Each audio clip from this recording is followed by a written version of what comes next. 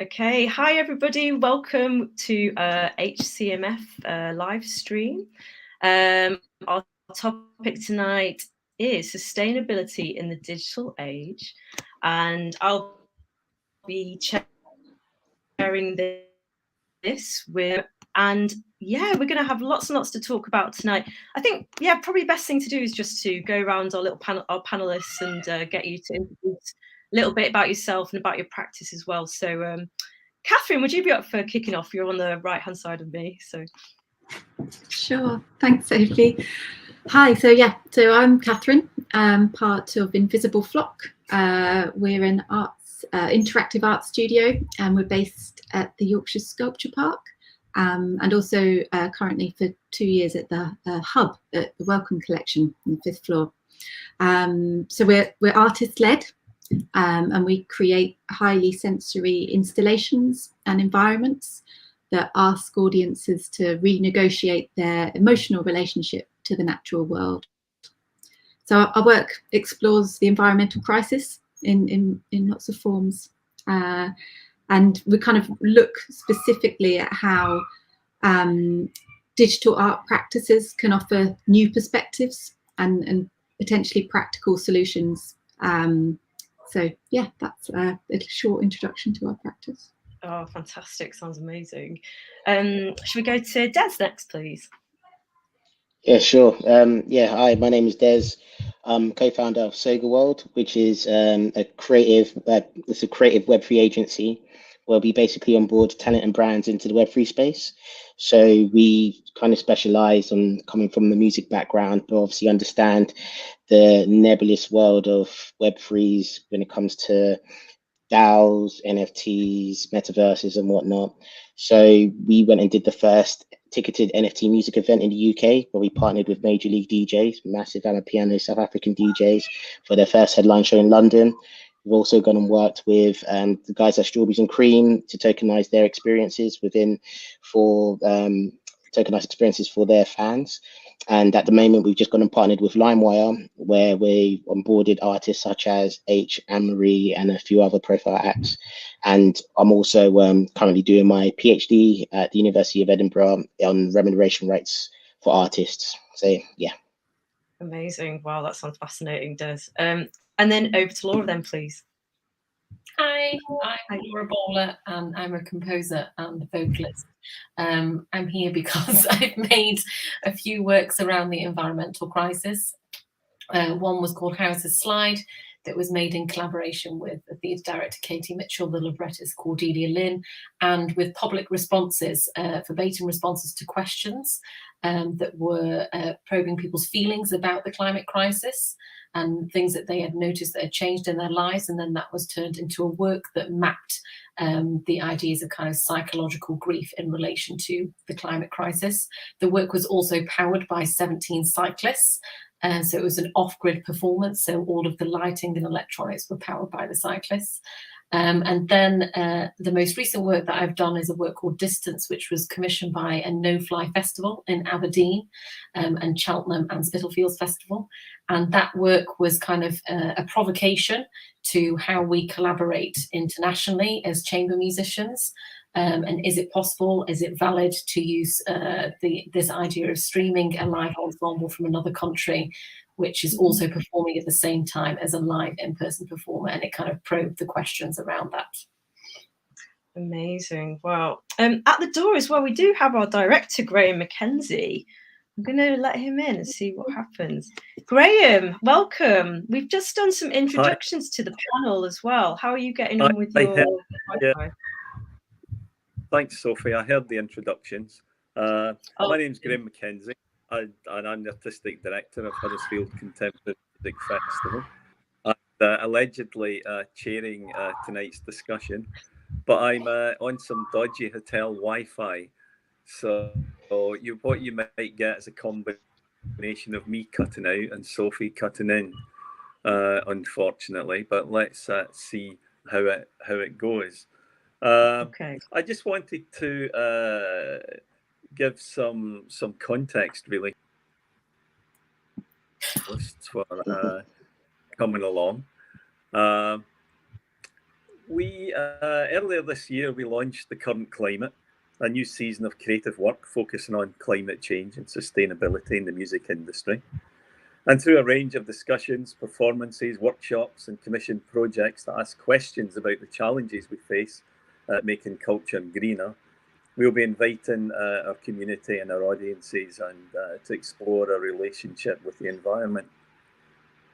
And The Current Climate will run throughout 22 and 23, and will also be a prominent feature of our activity year-round. These events will be collaborative and explorative by design, and we're not claiming to be an authority in environmental sustainability, and we're not aiming to settle a conversation. Instead, we want to bring in voices, identity issues, ask questions, and share ideas with artists, audiences, and other organisations. And through this season of work, we'll imagine what I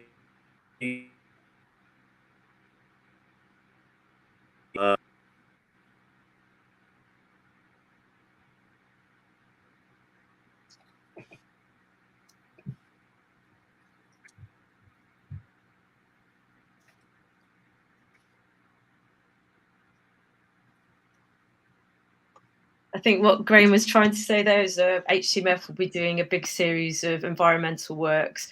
We've already started doing it this year, and we'll be doing some more over the next year and into the future as well. What kind of started for me was thinking about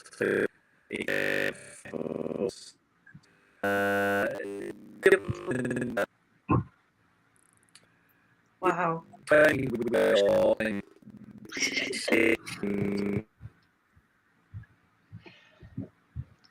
I think Graham's carbon emissions are very, very, very high on this one.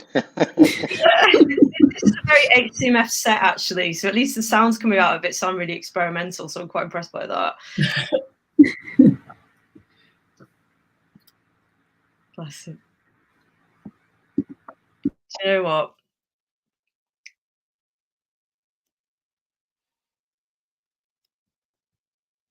Graham?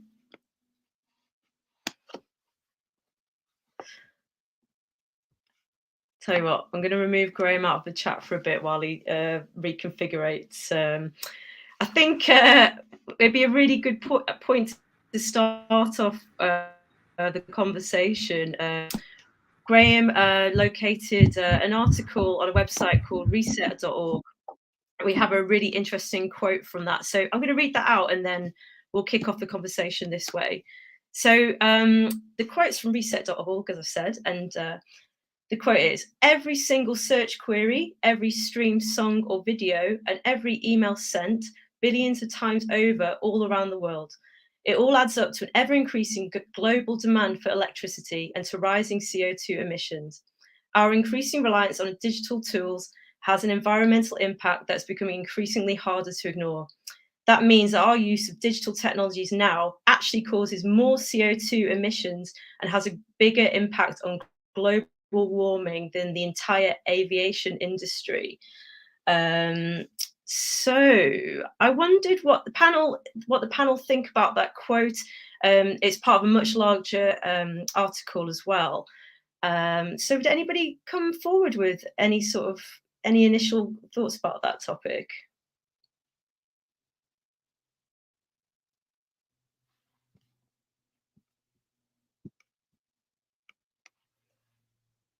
Everyone's been really polite. Laura. I'll jump in.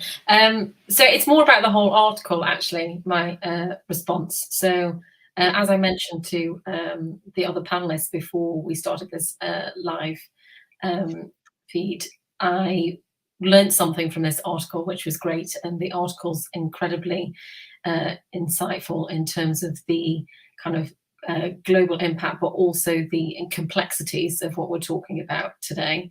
But one of the things that I learned myself was that I was very naive in thinking that if I was streaming on my computer, it was the same as streaming off my mobile phone, and I hadn't realized that the impact of that on the carbon usage was much higher if it was via my phone. But one of the things that I have to say, just a very artistic response to reading this article, is that I was just kind of even more overwhelmed and even more depressed about the situation and the complexity of the situation, and just trying to kind of consume all of this incredible detail in the article, and the complexity of what it would mean to try and respond to this and act as an individual, in terms of how I then choose to take this information forward into my life, and how I then engage with streaming, how I engage with the online, and what that means to my practice as an artist, and what that means to my life in general. So I think it's a very impactful article, and I recommend everyone to read it. Yeah, I think I'll post it in the comments, actually. Yeah. Oh, Des, hi. No, I was just to add to that, I thought it was a brilliant article. I think the main thing that it did was it gave you a holistic view of like every single facet that we use and we kind of take for granted about the CO2 emissions and the environmental impact of our everyday actions, not just this idea of, I don't know, if you eat meat then you're bad, or if you fly a plane then you're bad. It's like, okay, let's look at it more granular. What about if you was to use your phone? What about if you was to watch Netflix? How much does that cost? And what impact does that have on the environment as well? And so it really kind of brought things all around, instead of just looking at one particular area in order to drive a narrative, in order to kind of prevent, drive a narrative for whatever propaganda reason. It basically said, okay, then, well, let's just look at the facts for what it is. And I thought it was really, really brilliant at being able to give us that holistic view. So yeah, I thought it was really interesting. Sure. What about you, Catherine?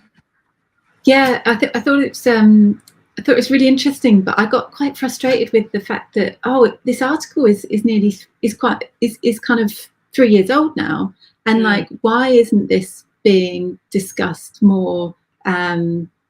Mainstream, actually. Why hasn't the kind of conversation moved on in the last 3 years? And I just thought it was quite interesting about how what that data would look like now, after lockdowns, after COVID, after the way we've actually massively changed how we interact with screens, and the digital world has been impacted quite a lot over this time since that article was written. And I'd be quite interested to know what it looks like now, actually. Yeah, so true, because obviously we're broadcasting online right now. I have Zoom meetings, which I never used to have before. I'm constantly watching, not constantly, you're streaming TV a lot. I actually stream computer games as well. So I imagine that, this all adds up. And of course, we're just told that this is the new way of being, this is what we're doing. But on the flip side of that, I suppose the other way of looking at it is, okay, I'm not traveling to a meeting, or I don't have to travel to get to a concert. So is there an offset there? I don't know if anybody's considered anything like that with regard to streaming and travel. Like you said, there's a lot to think about, isn't it, Des? Yeah, I mean, the idea of offsetting an experience, that's another question. Because personally, I would, if there's like an artist that I want to go see, I know it's nice to be able to sit on my sofa and watch it, but I'd rather go there for the experience of being around other people. And I think that that's probably worth more than like thinking about offsetting. But that's my personal opinion. Laura, did you have something you thinking about that? Yeah, it's just endlessly complicated. I was trying to find a section in the article where I actually did make a comparison to, there was something that they compared to basically equating to 1 kilometer of driving, a journey. I can't remember it. I can't find it now, but I'm sure people can look at it in the article. And I think, I totally agree with Des that obviously it's much better to have the live experience and go. And from reading this article, it would be really interesting to get, to really delve into the complexities of what is the difference if I kind of drive my electric car to the train station, catch the train to London, go to the gig in London, come back, or, you know, if I decide to watch it via streaming online, and what the difference would be. I would love to know, because I really don't know how to work that out. So I think that's one of the difficulties, actually, that it's actually really, it's hugely complex to try and address these decisions that we all are trying to make individually, because actually, how do we measure these things as individuals? And we're constantly looking to those people that do have the capacity to measure them, but there is so much to be measured that how do we actually find the answers to our everyday questions? But one of the other things that I thought about after reading the article, I just remembered, was that I use Apple Pay on my phone. And obviously that is doubling up on the hardware, like of actually using the card itself, and it's storing it, you know, as data on my phone. And I suddenly thought, okay, well, I don't really need to do that, so I'm going to start using Apple Pay. Not that that will make a huge difference, I imagine, to anyone, but just those small things that I actually just haven't considered that about my phone in terms of Apple Pay, for sure.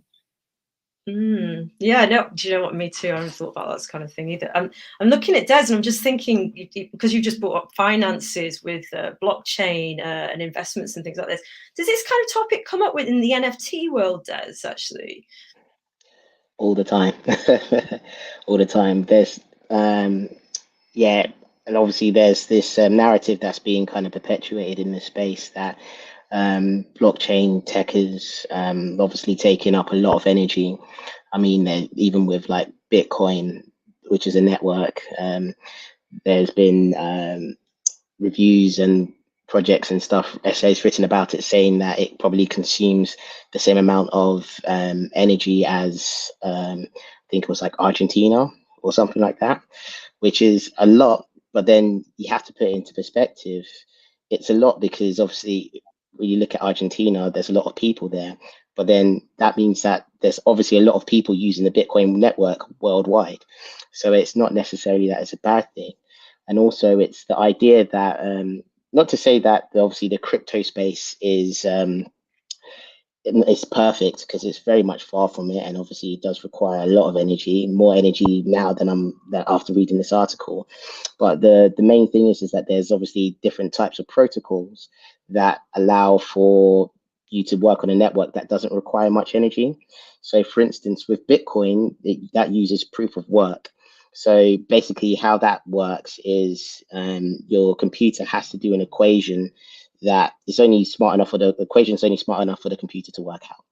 And so once, let's say, but for simplicity's sake, let's say that the equation is 1 + 1 = 2. You get that right, then you get entered into a raffle, then you to win Bitcoin. Now that is not really the most efficient way, because you might have about 1,000 people all doing that same equation, and only one person's going to get that Bitcoin. Now, obviously, when you get that right, the next equation, it's slightly harder, but it requires more energy. And so that's where the issue lies, where you have all of these people doing all these equations in order to get the Bitcoin. But obviously that is not the most effective and the most efficient technology. You have other protocols like proof of stake, which is essentially where you basically buy your way in onto the blockchain instead of having to do an equation to work it out. And that literally reduces the amount of energy used. So for instance, it on certain blockchains, like on Polygonmatic, the amount that it takes to mint one polygon or one token is the equivalent of sending 1/10 of a tweet. And so there's like two massive differences in terms of different blockchains, but that really does come down to the protocol. But everybody just assumes, because they don't really know much about Bitcoin, they just assume that all cryptocurrencies and all blockchains are really bad, when the truth is it's not. I mean, obviously I can get into it a bit more, but yeah, you have the idea that, like, when you know that when you're creating crypto, you're directly incentivized in order to make money, because that's the only reason why you're doing it. So you're not going to try and create crypto using energy directly from your plug sockets, because it's expensive. And like, as I said, when you do that equation, the amount of it costs to create Bitcoin is the actual price of Bitcoin, which last I checked was about what, 17,000, 20,000 pounds or whatever. I don't know how many people want to have a 17 grand electric bill, especially with inflation coming up, and they're saying that we're going to be having to spend 80% more this time next year. So Yeah, sure.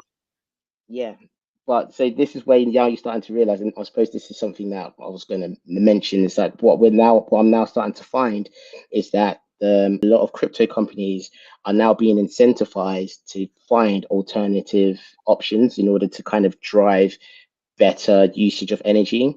Because what's the cheapest way of energy, like for getting energy? Sun, wind, hydro.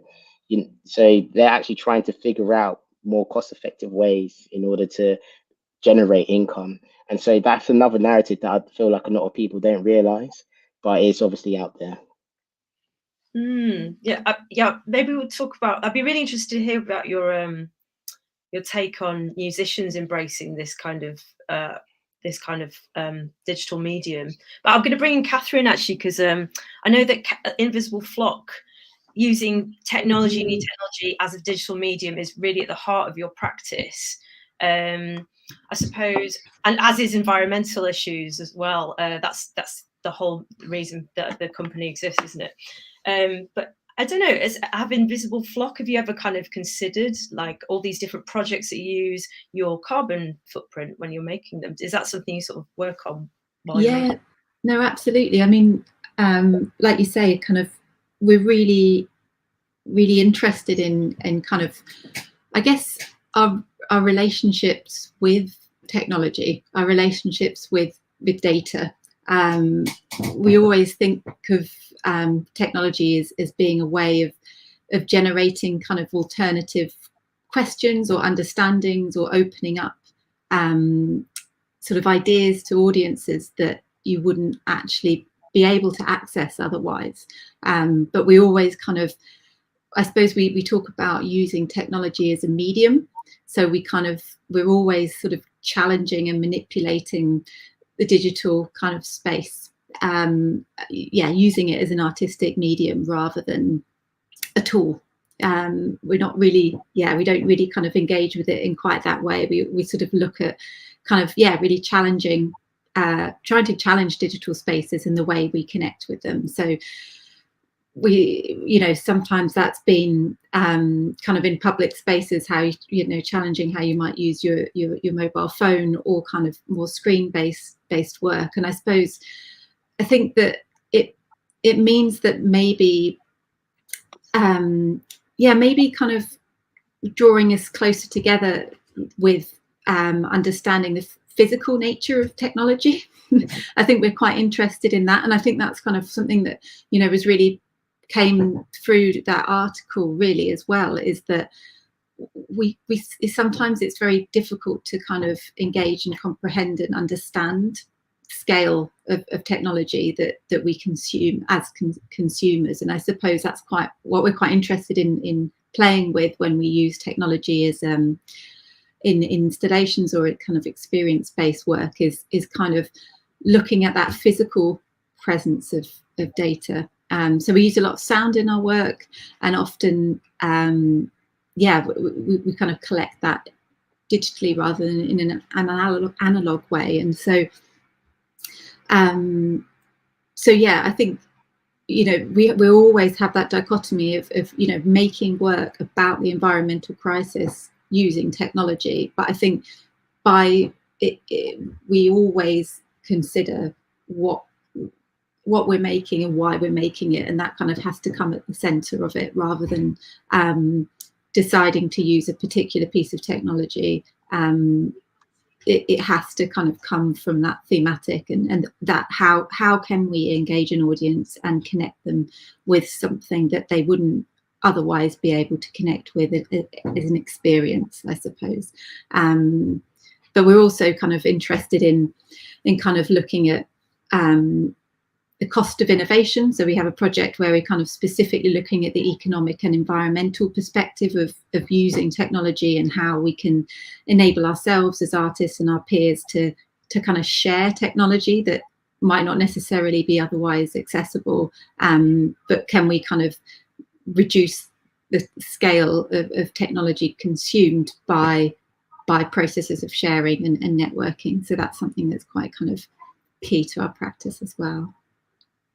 Do you mean sharing and processing online especially, or do you mean in a sort of in real life space? Yeah, through our studio practice. So physically, physically sharing kit and resources and knowledge, I suppose, as well. So yeah, that's quite an important aspect of it. I think, you know, when being self-taught technologists and kind of iterating the technology in the way we do, is kind of, yeah, opening it up as a playful sort of process that, you know, anybody can learn, is really important.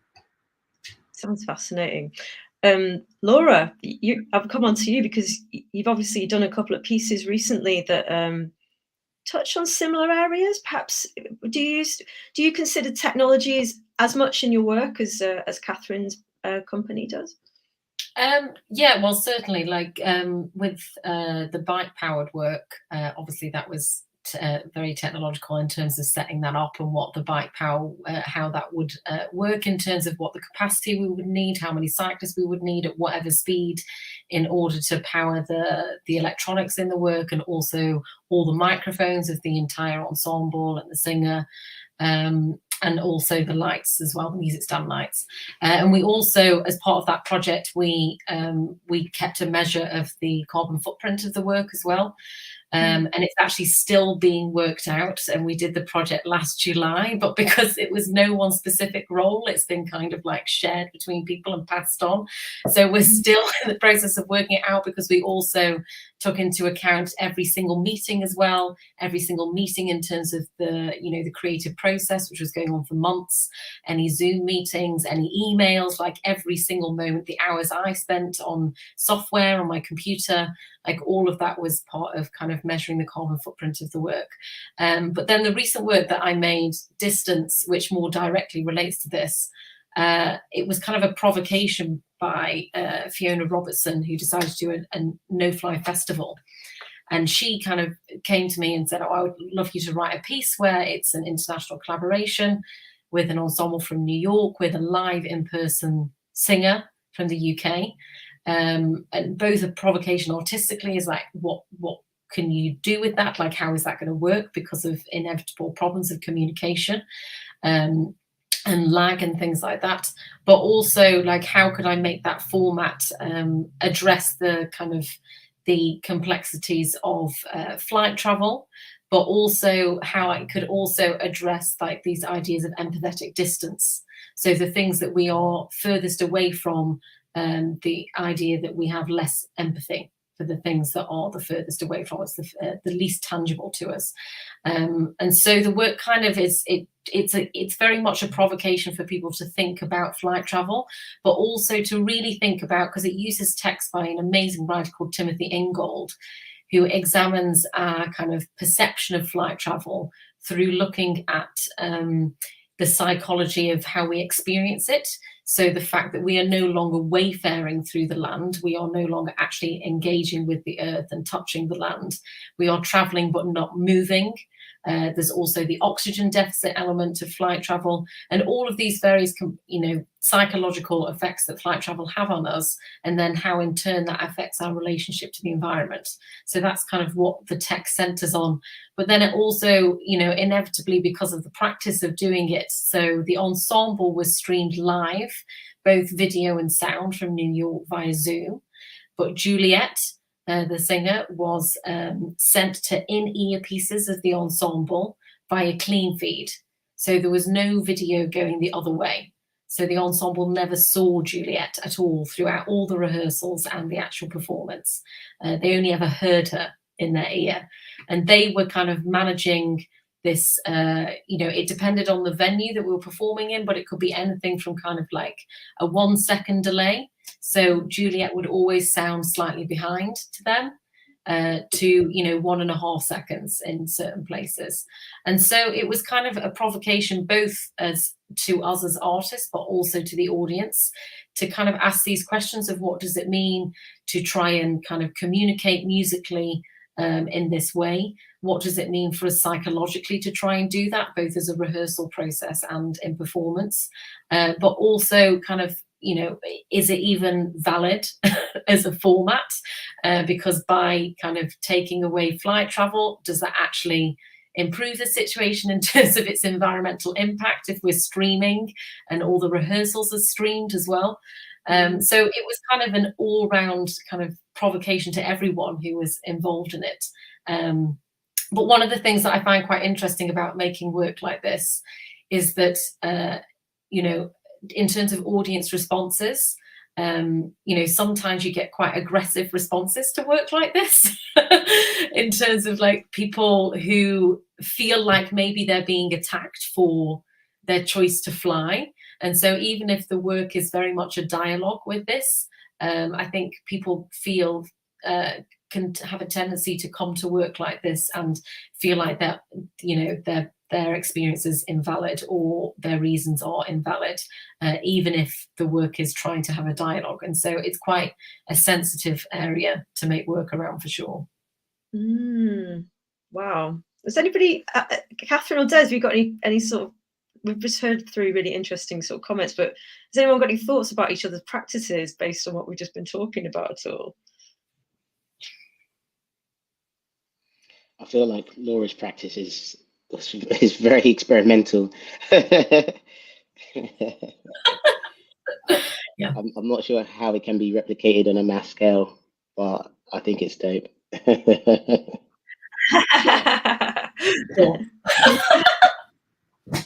I was wondering about the empathetic distance though, Laura. Like, what were your kind of findings around that? Did you feel like you could create the same sense of empathy from, was it successful in sort of building that with an audience in the way you'd hoped?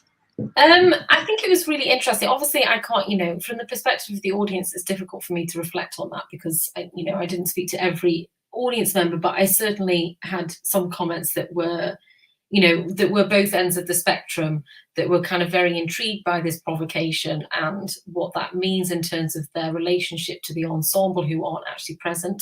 But also there were those people that felt like the ensemble were actually present because of their relationship to the live performer.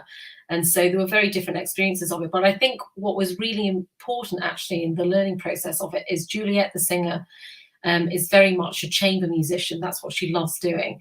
And so when we talked about the project, she said, well, I'm basically going to be on my own. Like, this is just going to be me on my own, and these other people are going to be across the other side of the world. So I'm not so keen on doing that. And so to kind of counter that, we brought on a movement director who could also be in the room with Juliet to have that collaborative relationship in the physical space, which enabled her to have those in-person conversations that she would maybe otherwise have with the ensemble. And I think, like, inevitably, there was, musicians are incredibly orally sensitive, so that, that empathy was there in terms of their relationship to Juliet. And obviously she was right in their ears as well.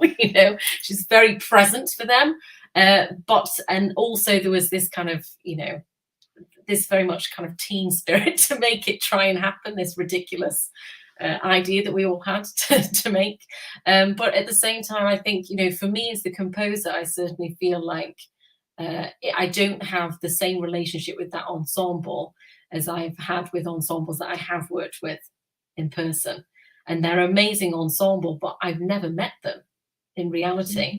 Like, I've never sat down in a break and had a coffee with them, so it is quite a strange experience to have collaborated with someone and had them perform your work 3 times at different points in the year, and to actually feel like you don't really know them. And I think that's quite interesting, and it's just interesting to reflect on what that means. Yeah, definitely. I know with HCMF, when we commissioned the Zeitgeist commissions. A lot of the composers hadn't met lots of performers, and obviously the videos were being made and produced and put online during the festival. And yeah, speaking to composers, when we did get to meet, a lot of them were saying what you're saying then, Laura, like it is really bizarre kind of situation where you've not actually engaged with the people who play in your works. I just want to take this moment actually to say to the audience who are watching out there on the various platforms, if you've got any questions, feel free to put them into the comments on YouTube or Facebook, because we can see them and we can filter them through to the guests. Yeah, I wanted to ask Des actually about how musicians are sort of using NFTs at the moment, and because I often see online like quite a lot of sort of negativity about NFTs, and like you sort of brought up earlier, like the amount of power that gets used to generate them, servers being cooled down, etc., etc. But I've found a really interesting website which promoted video NFTs, and the idea was that only 250 of these would get sold, and it meant that artists would be able to continue to have a cut of the NFT when it gets sold on, that kind of thing. I just wondered if you could explain a little bit about that to an audience, because to be honest, I think a lot of people still don't really know what they are in the music industry. Yeah, that's absolutely fine. So NFTs, the best way that I like to describe NFTs are, well, obviously NFTs stand for non-fungible tokens. So when I say something is fungible, that means like something that retains value, the same constant value. So like a pound coin, that is fungible. I can swap my pound coin for your pound coin in your wallet, Sophie, and then you can go to Tesco's and buy a bottle of water for £1. That's what fungibility means. When something is non-fungible, that basically means that the value that you put on an item can fluctuate depending on what the fan or whoever wants to pay it for. So for instance, Pokemon cards, they are non-fungible items. For certain people like JME, Logan Paul, they'll happily spend 250,000 on a shiny Charizard. For me, it's toilet paper. It has no value. And so that's where this is obviously gets really, really cool, because when you have blockchain technology, what it does is for the first time ever you can actually have digital creations where when you put them on the blockchain actually hold value. So for instance, if you was to go and have, I don't know, go on Instagram, have like a JPEG file, a movie file, an MP3 file, there's absolutely nothing stopping people from taking them and swapping them between each other on Web 2 and the value basically being lost. Or there's no, well, there is value, but it's in terms of actually retainable monetary value, it's being lost because people just share it amongst each other. But with NFTs, what that does is that it actually allows people to not only create digital items or artistic creations, put it on the blockchain, but because basically what a blockchain is, it's a ledger, it's a book that basically shows the entire story of a digital creation. So for instance, Laura with her song and her piece, if she was to put that on the blockchain, she can then see, okay, then I went and passed that over to Des for a fee. Des then went and passed that, sold that onto somebody else for another fee. But the great thing is that you can actually attach a royalty on it because it's all code. So if I was to then sell that to Catherine, that particular art piece or the song, on the smart contract that is controlling this particular NFT or this art piece, it will automatically say, because Laura was the original composer and the original person to own and create this NFT or this art piece, she is entitled to 10%. So in comparison, if forever, I was to go and buy, I don't know, forever in perpetuity. So if I was to go to HMV and buy a CD, like, I don't know, Britney Spears CD, and I've done listening to it, I can go to a car boot sale and then sell that to somebody else. And the original copyright owners won't see a penny of that. And that is a problem. And even though we don't see it as a problem, because we think that because we've gone and bought the CD, that we own it, but really we don't. We own the license to it. so the actual music is still owned by the original masters, people who hold that copyright. I'm getting into like copyright law and stuff, but I won't get to. I'll keep it very very granular. I mean, so but what really should happen is that when you then go off to sell that CD, the original copyright holder should technically see some sort of remuneration, and that's where this blockchain technology is amazing. Now, coming back to the original question about how artists and musicians are using NFTs, I mean, it's absolutely beautiful because, like, with blockchain tech, it's the first, like, NFTs can really be understood through using art and music because, again, as I said before, when people were like sharing files on WinMX, Kazaa, like Napster back in the day, music held no value. Now there's actually a chance for music to actually hold some sort of value. But if we want to take it on steroids, if you was to have that one song and put it on the blockchain and then use that blockchain as a data source, so people can then, so you can have like YouTube, Spotify, TikTok, Instagram, all of these different social media platforms who use your music, that you can actually see like where your how your music, how the actual how much value your music is actually worth, and that's going to be like the end. That's going to be the end game. But currently, how people are doing it is essentially Web3 community on a very, very top level is basically creating communities. Like Web3 space is all about communities. And so what you're now finding is independent artists are realizing, oh, I can tap into like my 100, 200 fans who absolutely love stuff, like love my music, and I can give them a personal experience. I can sell them an NFT and that can give me access to them.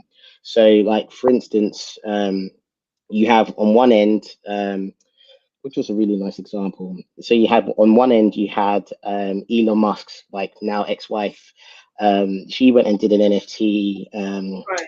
What was her? Grimes. What's her name? Yeah, Grimes. That's it. Yeah. So she went and did an NFT where she went and gamified it to a T. It was absolutely beautifully done, where she basically went and created like 3 pieces of artwork. On a higher end, one was priced at like £7,500, and then on a lower end, one was priced at like not like £100. And so you had 2 tiers. But what she said was like, I'm only going to have these on sale for a minimum of 20 minutes. If you don't buy these, you're not going to be able to get them. The only time you're going to be able to get them is on the secondary market. But after these 20 minutes, you can't buy them anywhere else. And so there was only 100 of the $100 ones, and then it was like a limited amount of the 7,500. Now, in that time, I think it was about 600 people went and bought the 7,500, like generating her about, I think it was like $4.1 million in 20 minutes. Wow. And then because the 100 sold out as well, people wanted to buy them. And because the only way you can buy those $100 ones was on the secondary market, she was obviously getting 10% of the royalties on the resale value. So when obviously when you are an owner of the original NFT, you can decide how much you want to charge people to buy it on the secondary market. And so when I last checked about a couple of months ago, those 100 editions for $100 were being sold for about 20, 50, 60, $70,000. And so at 10% of the resale at 70, she's made 7 grand. And so it's like, the way how I see it is that this whole Web3 space is providing artists a new source of revenue that hasn't been explored before. And the great thing is that as like traditionally the music industry has always been hanging on the coattail of the tech space, and there's always been a case where the tech space has always had to ask for forgiveness rather than for permission. And now this is a chance for the music industry to kind of get ahead of that and actually decide on what is culturally right, decide on the rules and how they want their art to be used. And that's what I find is really, really exciting about the use of NFTs. And obviously there's loads of great use cases, but also there's terrible use cases.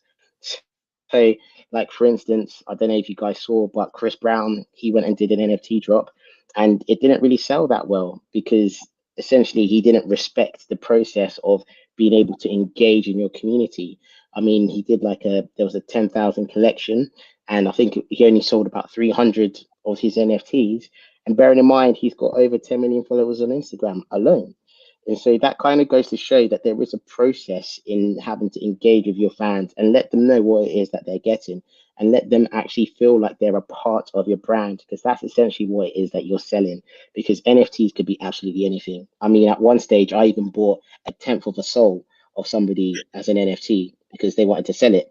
So I was like, all right, then, well, if I, God forbid, if I ever go to hell, I know what part of the soul I'm sending there. So, so, but the point is that it's there for absolutely any. It can tokenize absolutely anything, and I think that's the exciting part about it right now. Interesting. Wow, it's fascinating. There's actually loads of comments coming in about NFTs. I think we could probably do a podcast about this at some point, but I'd like to bring Catherine's response to all that, actually, as an environmental artist organisation. I don't know if you've had any experience of working with this kind of technology or streaming, actually, in general as well. Yeah, it's amazing hearing you talk about it, Des. Actually, it's really fascinating, and you kind of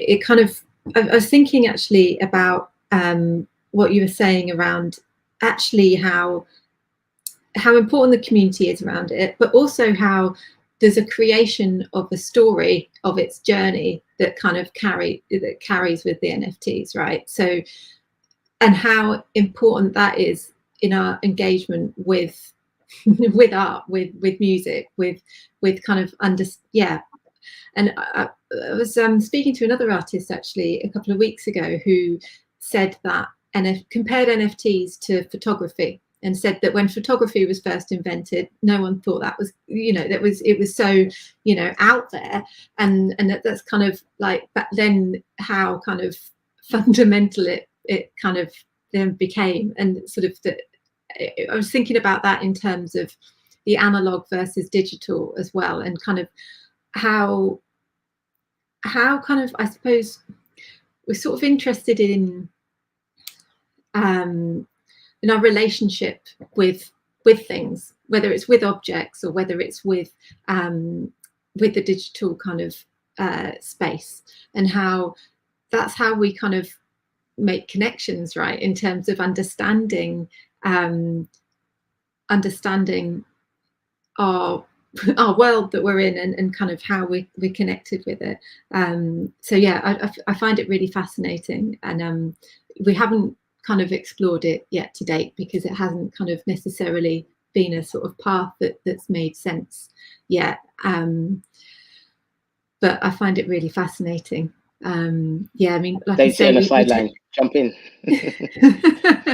Yeah, and I think it's really important what you're saying about value as well, and like the change of value in terms of practice and kind of and the ownership over that value that can stay with the musician, can stay with the artist, is absolutely is so important.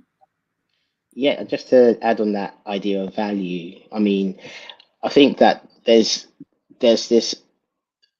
I feel like a lot of musicians don't realize that the music has changed value from when streaming came about. I mean, I feel like a lot of people are still stuck in this idea of like how the music industry was, in terms of being able to sell, like you get your value from the amount of CDs that are sold. But now obviously we're living in a streaming world, which is basically a subscription model. And that completely changes how music is valued, because if you look at Spotify or any type of streaming platform, they've kept the same price, all you can eat music for $9.99 for like the past 12 years. But last I checked, I mean, inflation has risen quite a bit. So surely the price of music that you pay for should increase as well. But they don't. And so therefore, and also like they said that there's like up to like 60 to 100,000 songs uploaded onto Spotify every single day, onto DSPs. And so you're, as a subscription model, your music is being diluted when it's being heard in terms of the amount of money that you're receiving.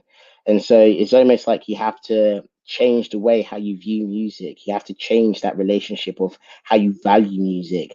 Like streaming is not a main source unless you are in a top tier of artists and you own your masters and you can get the majority of income.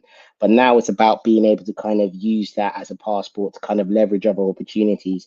And I feel like using like Web3 technology and blockchain tech is going to allow people, allow musicians and creatives to find another means of being able to monetize music, as well as doing shows, getting syncs, selling merchandise, tickets, and all of the other opportunities that are afforded to musicians who decide to take that step to become pros. So yeah, that's me. And you're right, it's about market share, I suppose, streaming, isn't it, on places like Spotify. And I'm aware that music, a lot of people who write music for those sites, the very nature of how they write music to generate those streams, like sticking the chorus at the beginning of a song, for example, so people listen to those first 30 seconds and then it counts as a stream. It's completely changed how music's made. It's anti-creativity in my mind, my opinion. I don't know if Laura might have something to say about that, actually. I'm a bit of a weird one on this, Sophie, because I'm a bit of a weird one on this because I very intentionally haven't made a CD. But actually, it was really making me think about this, listen to you talk about all of this, Des, because one of the reasons that I haven't made a CD is because of the fact that I very much believe in the live experience, and also the kind of work that I make tends to have a theatrical element to it as well. So the oral experience is already just a diluted experience of the work that I'm making. But I've always had this kind of dilemma in my head of, well, that makes it less accessible, because it means that people would have to always come to the performance, etc. And although there are some videos online from that companies have put up, it's a constant kind of conversation I'm having in my head about like the accessibility to the work, but also the fact of not making a CD. And obviously hearing Des talk about NFTs, and I was sitting there thinking, oh, what do I think about that if I was trying to kind of deep dive into the NFT world? But then I just kept thinking about, I just really love the live experience of being in a room with people, but I don't know how that then marries with the NFT world. So I definitely need to just learn more about it. I think that's what I've learned from hearing Des talk about it. So yeah. We'll chat. I'll show you how it can work. Business happening right here. Catherine, I know that you do a lot of international work online. You've got a lot of collaborators all over the place. Just what sort of methods do you use to facilitate that? Yeah, I was kind of reflecting on that a bit, actually. How, yeah, I mean, working online like you say, like allows us to collaborate across so many different disciplines and landscapes and geographies. And our work, yeah, it is kind of absolutely crucial to be able to do that, actually. And to collaborate, we collaborate online, and you know, meeting in person in various ways is kind of, reflecting on this the other day, actually, how being together in spaces, particularly when we're making work about landscapes, is really crucial. Those experiences to share together and to be together, but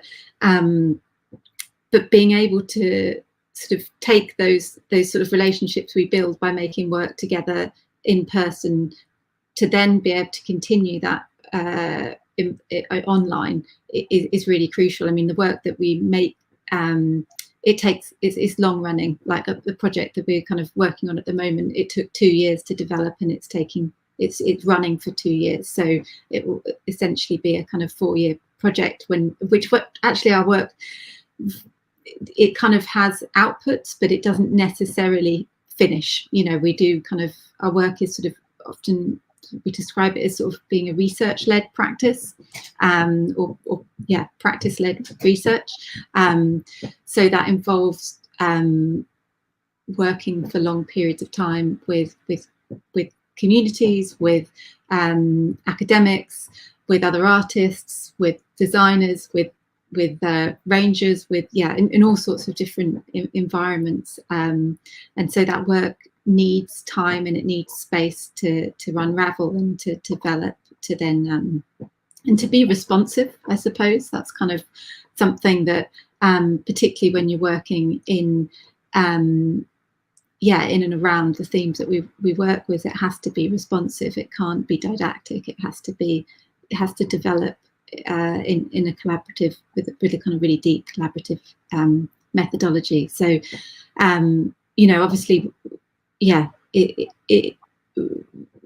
working online means we take less flights, but that kind of balance against the work and the themes and the kind of, I suppose, when you're bringing back understandings of an environment, of a landscape that an audience in the UK might not have an understanding of otherwise, you kind of there's a lot of balancing that goes on in terms of understanding that. But if we're not doing that work, then the kind of there's divisions that just keep growing, I suppose. So it feels important to do. Opening up that dialogue is crucial. What's the title of your latest project? Actually, it'd be interesting for people to hear about. So there's the big project that we're doing is called Land Body Ecologies. We're also developing an installation for Karachi Biennale, working in collaboration with Master Potter in the Sindh region and Fakir there with called Microtonal, and working with these amazing instruments called barindos that kind of sort of there's only this one potter that can make these instruments, and the one musician that knows how to play them. So once it feels like they're kind of, it's a dying kind of culture of using these instruments. So we're kind of working in collaboration to make an installation that responds to those dying kind of traditions and those musical scales actually that only exist with this instrument. And I mean, absolutely fascinating. And of course, like having that information online is so crucial, and researching these. I'm going to go back to that first question. Really, like, is digital? What was it? Is streaming always the greener option? Was the kick-off point of the talk. I feel like we've covered so many different topics, but before we get into questions from the audience, has anybody got any final thoughts about that question? Have we come to any conclusions? I think the answer's no. But I don't know. Has anybody got any thoughts about it? No. Should we have to think about that one later on, won't we? We'll keep getting into it. Right, we've got some questions from the audience. So Sam Wells asks, how much of the issue with digital streaming, more footprint than air travel, is to do with the sheer numbers and the practice of servers, Google, etc., and how much is the user's responsibility? That's a big question. I don't know if anyone's got any thoughts about that one. I certainly can't answer it, but I know that in that article they talked about, I think it was like something like 50% of the kind of data usage online was related to kind of 30 websites or something, like the top 30 websites, which included Google and Facebook and those companies, but also Amazon. And it was also talking about the nature of those websites and their kind of psychology to encourage people to consume more. So it was talking about that aspect of it. So I think, I mean, the only thing I can say in terms of an answer to that question is go and read the article because it's really good. But also, yes, inevitably, I think that a lot of it is to do with kind of policies being put in place in terms of the power that these top websites hold and these servers hold, and how that can be monitored more closely. And it's not just the user's responsibility, of course. Yeah, totally agree with you. Anybody got anything else to add to that? I suppose it is more users' responsibility, because with these platforms like Instagram, TikTok, or whatever, we're in the attention economy. So they want us to be on our phones 24/7. I mean, they try to kind of combat it, like Apple, but they show up your usage for the week. But I don't know if anybody pays attention to that, because if I want to see fluffy cats on Instagram over and over again, best believe I'm going to see my fluffy cats. So it's definitely down to users' responsibility. I think another thing that they mentioned as well was like the servers and stuff, being able to cool them down and being able to have, because that's where a lot of the energy is also coming from as well, apart from like our phones and us charging our phones every single day. So yeah, just to add on that, definitely go and read that article. It's absolutely brilliant. Yeah. Oh, yeah. Thank you. I've got a question via the Music and Kirklees. How can we square the convenience of online collaboration? Convenience is an interesting word. Global accessibility of content, etc., with the excessive power usage of servers. Yeah. How can we square it? Don't know. Catherine, have you got any thoughts about that one? Yeah, I mean, one thing we do as a studio practice is that we, for storage of our assets, I mean, we do create a lot of digital assets. we create a long-running durational audio recordings over, quite large distances. We store it on our own servers in our studio, because we know we can then control that, the green energy tariff that we're using for our electricity, and we have a little bit more it kind of, we know exactly what our footprint is in that respect. But yeah, I mean, I suppose it's those potentially hidden kind of understandings of the power usage of using platforms like Zoom and communication platforms. Yeah, that kind of information isn't easily accessible and isn't easily kind of understood, or kind of, how do we go about kind of understanding that and weighing that up? It is quite difficult to do. Yeah, absolutely. Yeah, because it's also new, of course, and okay, Des, what do you think of blockchain sites like Ujo? Do you know this one? Being used by artists and musicians for releasing their music. I think that they're great. I mean, nobody really cares about doing their own personal smart contracts and all of that palaver, getting a MetaMask, which is going to be a part and parcel of things. So I feel like at the moment, in the timeline of Web3, we're at the education phase, and also we're at the cheap wins phase. And so if there are platforms that could help progress and help educate artists by taking on that heavy burden of the coding and just make it so that it's just seamless, I think that that's absolutely brilliant. So yeah, definitely try out. There's loads. I mean, there's another website called Audius, and they said they essentially they did an offer where they were paying the equivalent of like 2,000 audiences, which was like a good couple of £100 just for people to upload their songs. And so there's loads of different incentives out there and loads of different platforms where they just want to be able to get IP on there. So yeah, I definitely think that they're great. Okay, I've never heard of it. I'm gonna have to give it a Google. Okay, one last one for Des again, actually. So Des, in what sense would an MP3, for example, be on the blockchain? Is it literally the binary of the file, or a link to a server somewhere? In which case, who runs that server? That's a very technical question. I don't understand half of that, if I'm honest. But I'm sure you do. Yeah, so the idea is that when you just for context, when you put a song on the blockchain, it's obviously it's code, and not everything you can't put, like when it's code, the amount that is available for people to store that code is like literally kilobytes, like it's tiny. And so what they do is that instead of putting the actual song on the blockchain, they'll put a website link that will link you to the song.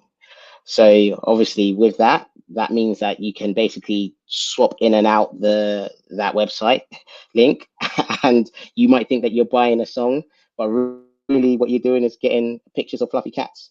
And so that's where the issue lies at the moment. And so on certain blockchains, it is you don't actually own the actual song, you own a link to the song. And so, like, for instance, on Ethereum, that's like that's where like the first NFTs were created on, and where this whole concept came from. Now you do have other blockchains, like for instance Bitcoin Cash, Near Protocol, where you can actually embed your music onto the blockchain, and that is really, really cool. So it's almost like the next generation. Like, yeah, Bitcoin, which is your first gen, and you got Ethereum, which is like your second gen, and then you've got like the next lot, which is like your third and fourth generations. And so in that, what I will say is, like, for instance, when you had like the first Apple Macintosh computer that came out in the 80s, that's not the best technology out there. I mean, how much you can't even put like one song on there now. And so likewise, when it comes to blockchain tech, it's the same concept. When you've got the old blockchains, like your Bitcoins or whatnot, they're not the best tech. So I wouldn't suggest you putting your MP3s and whatnot on there, because they'll just be on IFPS files that anybody can own. So technically you don't own them. So whereas if it's on a blockchain that you can actually put your files on, that you can actually own, then yeah. So hopefully that answers your question. Brilliant. Cool. Well, thanks. Final thoughts before we end this broadcast. We've been all around, we've been everywhere in the digital world. I just want to say thank you to Laura. Des. I've learned so much. So thanks so much, Des, for all of your insights. It's been really great to hear all about where your area of expertise is. It's super interesting. So thank you. Now, honestly, thank you guys. It's been lovely sharing the panel with you. Yeah, honestly, if you guys want to be able to reach out, I'm Des at Soga World. We're doing some really dope stuff in the space. Actually, I don't mind saying this, but for instance, we're going to be doing the first NFTs that are going to impact the chart positions. So when you buy an NFT, it actually contribute as a bundle towards the chart. So hopefully we're going to be trialing this out with H and his album coming out on the 19th of August, close to home. And yeah, when you buy that, it will impact it. So hopefully he'll be the first artist, fingers crossed, to get to #1 using NFT tech. So I'm putting it out there, and he's up against Madonna. So he's got to beat Madonna in order to make that happen. So yeah. Oh, good luck. Yeah, Catherine, yeah, it's great to see you as well. Yeah, thanks for having me. It's been a really fascinating conversation. Yeah, it's been great. Excellent. Right, I tell you what then, let's say goodbye to everybody. I will end the broadcast, and thanks to everyone for watching.